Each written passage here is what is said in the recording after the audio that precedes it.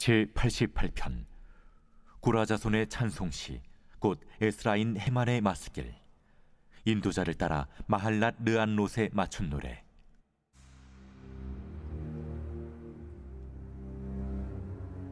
여호와 내 구원의 하나님이여, 내가 주야로 주 앞에서 부르짖었사오니 나의 기도가 주 앞에 이르게 하시며 나의 부르짖음에 주의 귀를 기울여 주소서.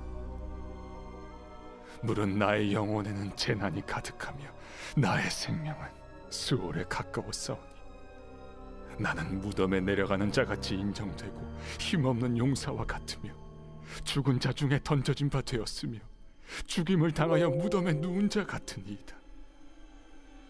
주께서 그들을 다시 기억하지 아니하시니 그들은 주의 손에서 끊어진 자니이다. 주께서 나를 깊은 웅덩이와 어둡고 음침한 곳에 두셨사오며 주의 노가 나를 심히 누르시고 주의 모든 파도가 나를 괴롭게 하셨나이다. 주께서 내가 아는 자를 내게서 멀리 떠나게 하시고 나를 그들에게 가증한 것이 되게 하셨사오니 나는 갇혀서 나갈 수 없게 되었나이다. 곤란으로 말미암아 내 눈이 쇠하였나이다.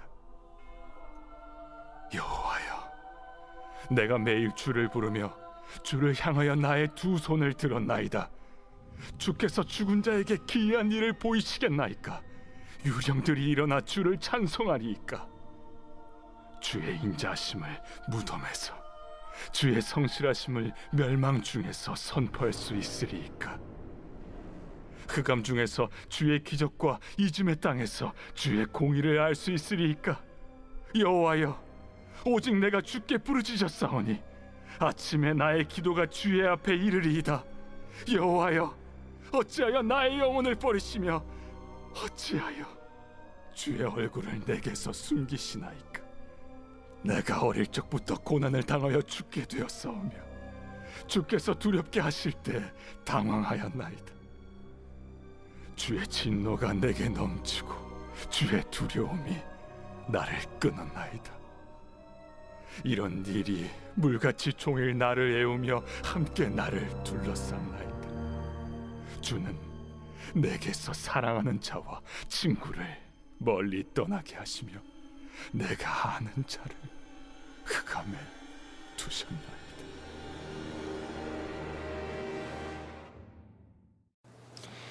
예, 오늘 시편 88편은 시편에 나오는 대표적인 비탄 시편입니다. 비탄시라는 것은 고통 가운데 부르는 노래, 또 부르는 시라고 할 수 있겠죠. 우리가 드라마 바이블로 이렇게 읽고 들으니까 조금 더 이게 내용이 실감이 납니다. 우리가 그냥 읽을 때는 이 분위기를 잘 모르는데 드라마 바이블을 성우들이 읽으니까 음악도 그렇고 이 분위기에 맞게 그렇게 읽잖아요. 근데 말 그대로 지금 오늘 이 88편은 침울하고 또 힘들고 어려움 가운데 있는 상황이라는 거죠. 오늘 표제를 다시 한번 보시면 앞에 제목이죠. 표제가 어떻게 되어 있습니까? 처음에 고라자손의 찬송시라고 되어 있죠. 우리 앞에 고라자손에 대한 이야기를 한번 드렸고요. 여기 에스라인 헤만의 마스길이라고 되어 있습니다. 마스길은 교훈이라는 뜻이에요. 그러니까 이 시편이 우리로 하여금 교훈을 주는 겁니다. 영적인 교훈이든 육적인 교훈이든 읽는 우리에게 주는 교훈이 분명히 있다는 거고요. 에스라인 헤만이라는 이름은 성경에 헤만이 많이 나오는데 특별히 여기서 헤만은 이제 솔로몬 시대 때 지혜자입니다. 그래서 열왕기상 4장에 보면 헤만, 또 에단, 갈골, 다르다 이런 사람들이 나오는데 솔로몬이 자신의 지혜를 비교했던 그런 사람들이에요. 당시 아마도 유명한 랍비 아니었나 이렇게 이제 추측을 합니다.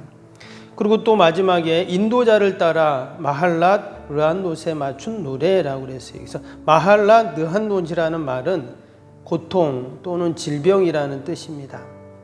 그래서 이 헤만이라는 사람이 아마 심각한 질병에 걸렸거나 또는 아주 어려움 가운데 고통 가운데 이 시를 지어 불렀다라고 이제 추측하는 것이죠.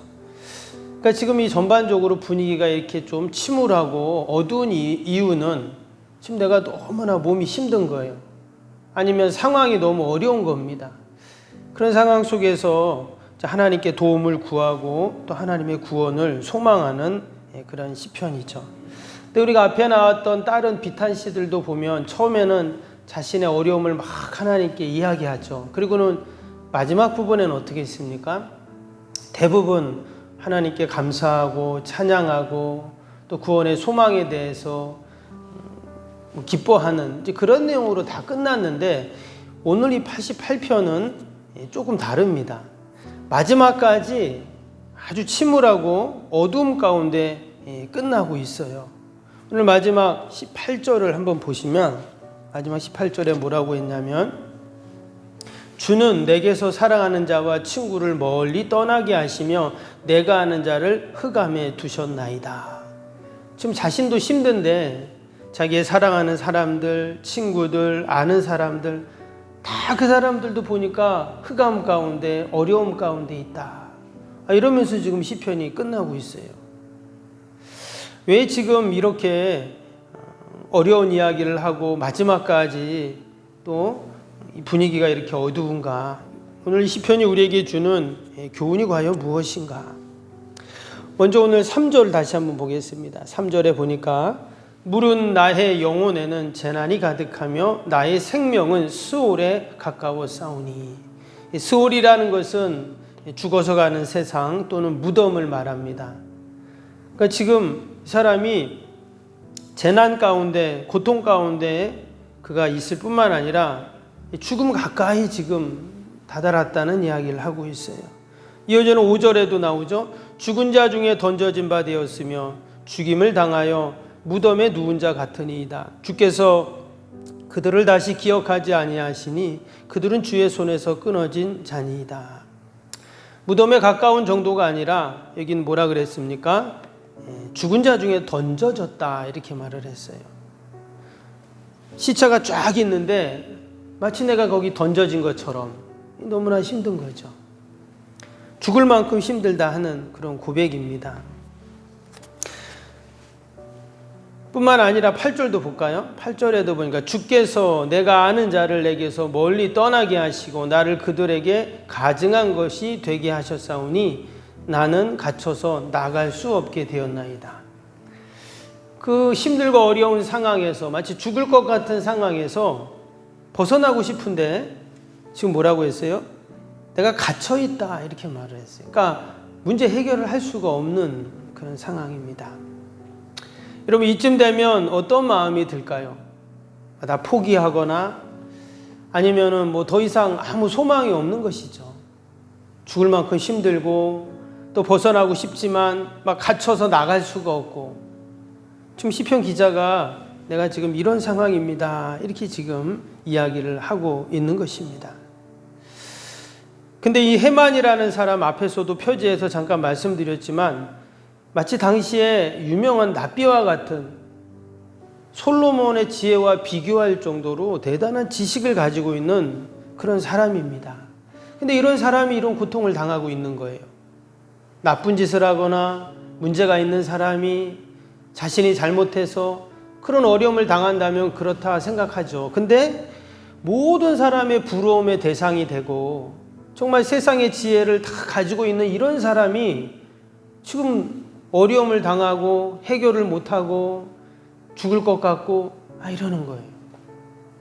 여러분 헤만이 이런 고통을 당했다면 우리 같은 일반인들은 어떻습니까? 우리도 이런 어려움이 있다는 것이죠. 과연 그런 어려움 가운데 이 믿음의 사람들은 어떻게 그 문제를 해결을 했을까? 오늘 말씀을 보면은요. 다시 1, 2절을 다시 한번 가겠습니다. 1, 2절 보시면 오늘 이렇게 시작이 되죠. 여호와 내 구원의 하나님이여 내가 주야로 주 앞에서 부르짖사오니 나의 기도가 주 앞에 이르게 하시며 나의 부르짖음에 주의 귀를 기울여 주소서. 지금 자신의 고통의 문제를 어떻게 해결합니까? 세상의 방법이 아니라 하나님 앞에서 해결을 한다는 거야. 내 기도가 주 앞에 이르게 하시며 그랬어요.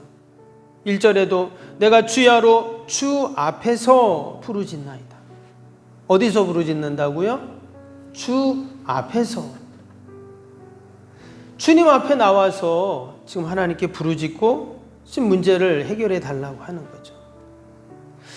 그럼 우리가 인생의 어려움들, 그 문제들, 내 힘으로 할 수 없는 것들, 우리가 늘 주님 앞에 나와서 여러분 부르짖어야 할 줄로 믿습니다. 주 앞에 나와서 하는 거예요. 그냥 혼자 골방에서 할 수도 있어요. 아니면 뭐 다른 곳에서 할 수도 있습니다. 그런데 내 심령 가운데 중심에 내가 지금 하나님 앞에 나왔습니다. 하나님 앞에서 내가 이 문제를 해결해야 됩니다. 여러분, 이러한 믿음과 신앙이 참된 성도의 모습인 줄로 믿습니다. 하나님 찾기보다는 세상의 도움, 세상을 의지하는 것이 아니라 늘 하나님 앞에 나와서, 오늘 9절에 보면 조금 다른 표현이지만 여기 뭐라 그랬어요? 곤란으로 말미암아 내 눈이 쇠하였나이다. 여호와여, 내가 매일 주를 부르며 주를 향하여 나의 두 손을 들었나이다. 그는 지금 매일 주님을 불렀다 그랬어요. 여러분, 매일 주님을 부르는 게 중요합니다. 내가 매일 하나님 새벽에 하나님 앞에 나와 주님 앞에서 부르는 게 중요해요. 이 새벽기도 안 나오는 사람들은 그걸 잘 모릅니다. 뭐 내가 있는 곳에서 기도하지, 뭐 주일날 가면 되지. 여러분, 그렇지 않아요. 지금 매일 주님 앞에 나와서 내가 부르짖고 기도하고 간구하는 것이 너무나 중요하죠. 13절에는 뭐라고 했어요? 여호와여, 오직 내가 주께 부르짖었사오니 아침에 나의 기도가 주의 앞에 이르리이다. 아침에 나의 기도가 주님 앞에 이릅니다.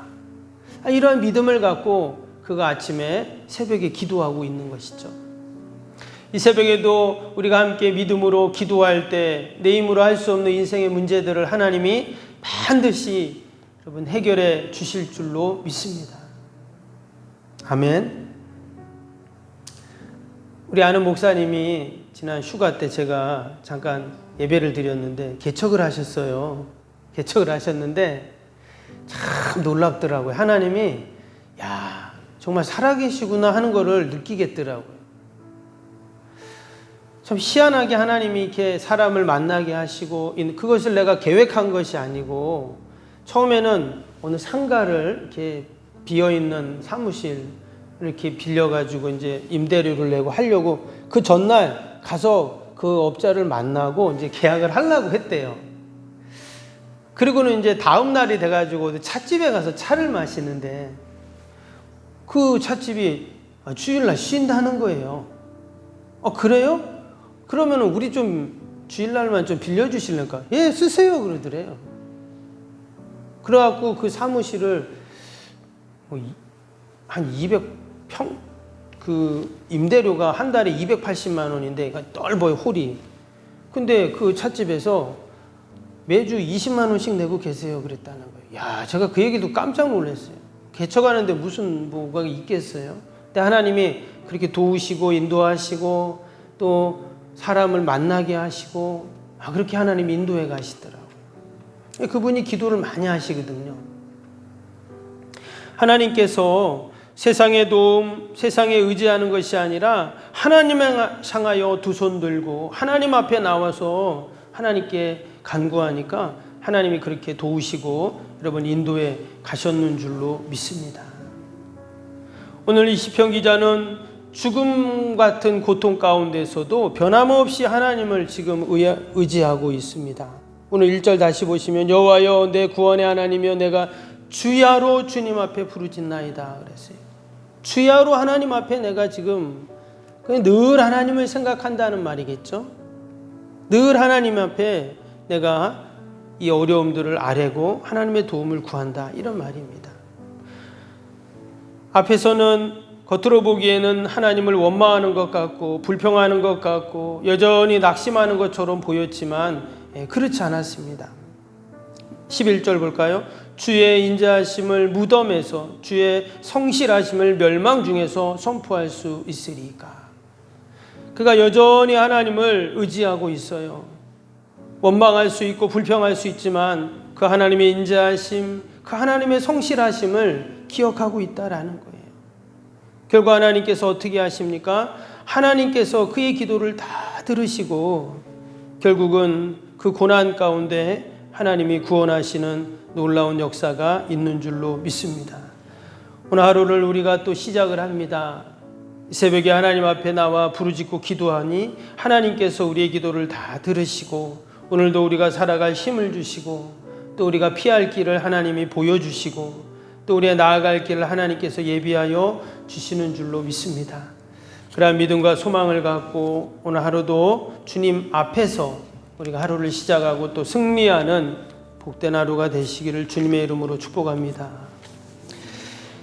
우리 새성전 건축을 위한 기도 함께 하겠습니다. 오늘 주일편입니다. 1번부터 15번까지 기도입니다. 하나님과의 친밀함이 더욱 넘치며 주님의 뜻을 통찰하게 하옵소서. 아멘. 건축이 진행되는 동안 날마다 샘솟는 하늘의 은혜로 채워 주옵소서. 아멘. 영역과 리더십 건강을 더하사 교회 건축을 은혜롭게 섬기게 하옵소서. 아멘. 신령한 생명의 양식을 공급함으로 성도들의 영혼이 부흥하게 하옵소서. 아멘. 건축을 위하여 맡겨진 소임을 더욱 충성스럽게 감당하게 하옵소서. 아멘. 영적으로 충만하여 하나님의 은혜가 날마다 샘솟듯 넘쳐나게 하옵소서. 아멘. 앞장서서 섬기시는 장로님들의 가정과 자녀와 사업에 복을 더하여 주옵소서. 아멘. 모든 중직자들이 마음을 모으고 정성을 모아 성전을 짓게 하옵소서. 아멘. 건축위원장과 건축위원들에게 지혜와 지식의 영으로 충만케 하옵소서. 아멘. 하나님의 마음을 알고 하나님의 영광에 합당한 성전으로 세우게 하옵소서. 아멘. 모든 성도들이 건축위원이라는 주인의식을 가지고 기도에 힘쓰게 하옵소서. 아멘. 구역원들이 말씀의 꼴을 풍성히 먹도록 먼저 은혜를 경험하게 하옵소서. 아멘. 교회의 영광을 위해 맡겨진 사명을 기도함으로 감당하게 하옵소서. 아멘. 평신도 지도자들이 굳은 일이나 힘든 일에 앞장서 섬기게 하옵소서. 아멘. 한 마음으로 주님의 비전을 보게 하시고 믿음으로 승리케 하옵소서. 아멘. 예수님의 이름으로 기도합니다. 아멘. 사랑과 은혜가 충만하신 하나님 아버지, 마치 죽을 것 같은 고통 가운데서도 주 앞에 나와 하나님을 향하여 기도하고 또 하나님을 의지하며 나아갈 때 성실하시고 인자하신 하나님께서 놀라운 구원의 역사를 이루시는 줄로 믿습니다.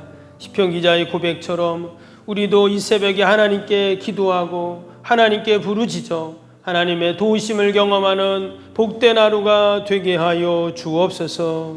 하나님, 오늘도 거룩한 날 주의 전을 찾는 모든 발걸음들마다 복되게 하시고 예배마다 모임마다 은혜와 기쁨이 충만케 하여 주옵소서. 강단에서 선포되는 귀한 말씀을 하나님이 나에게 주시는 생명의 말씀으로 꼭 붙잡게 하시고 그 말씀 붙잡고 한 주간도 믿음으로 승리하는 우리 모두가 되게 하여 주옵소서. 우리 멀리 출타 있는 성도들 자녀들이 있습니다. 또 아버지 병상에 있는 환우들 또 우리 연로하신 어르신들 늘 보살펴 주시고 강건하게 하시고 늘 하나님 예배 자리를 기억하게 하여 주옵소서. 오늘도 하나님 우리의 힘으로 능력으로 할 수 없는 인생의 문제들을 다 올려드리오니 하나님께서 해결하여 주시고 선하게 인도하여 주옵소서. 특별히 연약한 육신 붙잡고 주님 전에 나왔습니다. 주님 피 묻은 손으로 안수하셔서 날마다 회복되고 치료되고 강건케 하여 주옵소서. 모든 어둠의 질병들이 다 물러가게 하여 주시옵소서. 하나님 영광 돌리게 하여 주옵소서. 예수님의 이름으로 기도하옵나이다.